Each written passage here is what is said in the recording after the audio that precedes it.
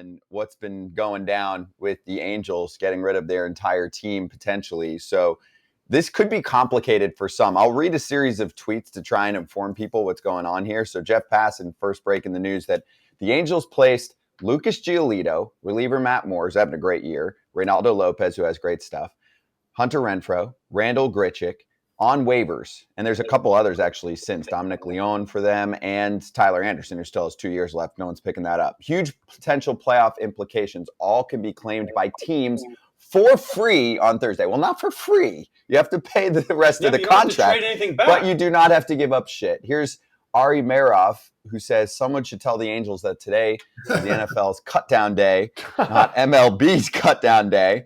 Sam Blum, who does a great job covering the team for The Athletic, said the month started with the Angels going all in, looking for their first playoff season in 9 years. The month ends with a concrete acknowledgement that their attempt failed without even contending.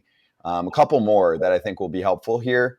This one I think super interesting from Jim Duquette, because this doesn't happen. Guys get placed on waivers, but not like half the team to try and get under the salary cap, which really is technically called a luxury tax, but it's a salary cap. Duquette said, if this is true, I would expect a grievance to be filed by the MLBPA, since most of these transactions are not baseball performance related, but an attempt to get below the luxury tax, or at the very least, the commissioner should look at the, quote, best interests of baseball clause. And lastly, Ken Rosenthal adding the other players currently on waivers: Harrison Bader, Carlos Carrasco, Mike Clevenger, Jose Cisnero from the Tigers. And he said claims are awarded in reverse order of winning percentage as of Thursday. So at the end of the games tonight, you look at the record, and if there's like a wild card team that has the worst record, they can have a damn field day and pick guys up if their owners are willing to spend some money. So that's what Ken was just talking about there.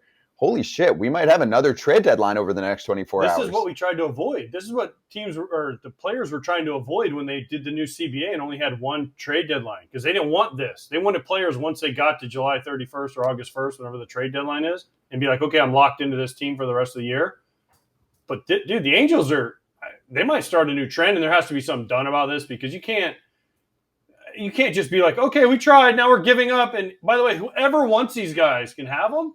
I mean, if you're the Reds, why do you not get Giolito, and why do you not get Reynaldo Lopez, and pick them all up if you have money? I mean, if you have money to spend, but this is a blatant attempt by the Angels to get under the luxury tax and save a bunch of money from Artie Moreno, and he should get called for it. Definitely should get called out. I mean, this happens often, and the only one that I remember that somebody got claimed, Verlander. You know, he had to pass through waivers, and then he ended up getting traded at like the last minute that one time. But he had to pass through waivers. Guys get passed through waivers in August. Sometimes you don't even know about it. So the whole like Bader getting passed through and he didn't even know about it. Plenty of players don't know about it. It's not the Yankees disrespecting them. It's not anything nefarious, except for the Angels.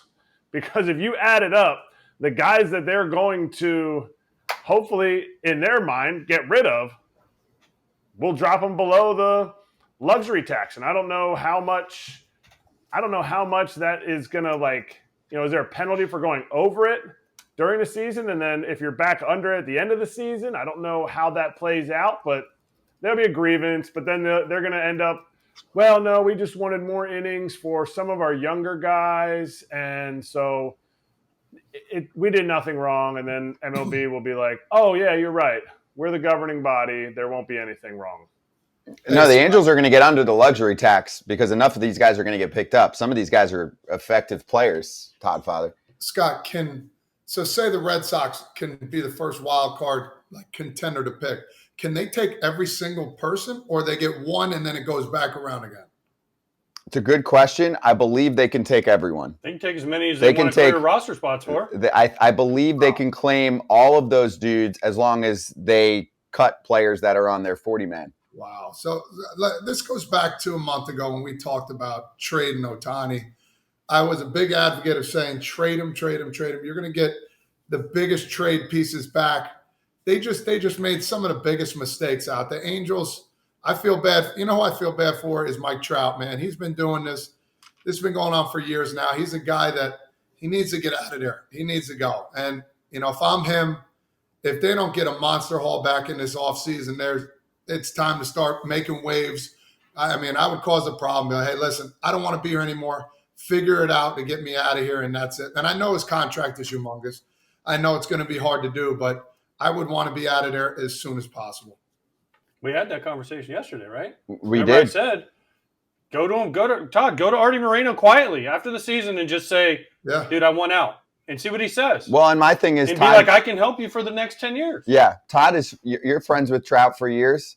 If you're having lunch with him in the off season, do you sit with him and say, "Hey, bud, I know you're nice as hell and you're living the good life, but you really want to win, and I know this isn't your style, but maybe you should sit down with Artie. You have a relationship with him, and do like what AJ said, and just explain to him that you guys got to rebuild, and I've got prime years that are going to disappear here pretty soon."